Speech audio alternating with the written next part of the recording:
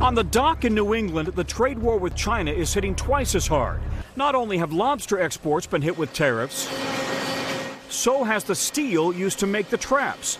Riverdale Mills in Massachusetts is feeling the punch and counterpunch as steel prices have doubled. So far, no layoffs. If we can't buy raw materials at the right price, we're unable to export, and because we can't be competitive in these foreign markets.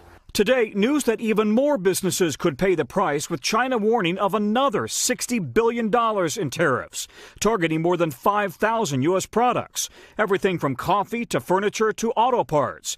Already, billions of pounds of beef, pork, poultry, and turkey meant for export are piling up in U.S. freezers. This latest Chinese move in retaliation for proposed U.S. tariffs on $200 billion in Chinese exports. Do not underestimate President Trump's determination to follow through on the China trade reform. While the trade war threatens U.S. jobs, hiring remains strong, with the unemployment rate in July near an 18-year low.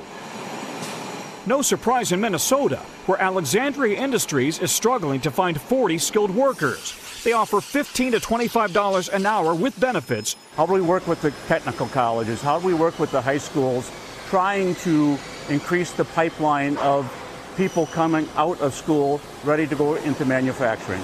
Tonight, a strong economy, but with headwinds. Tom Costello, NBC News, Washington.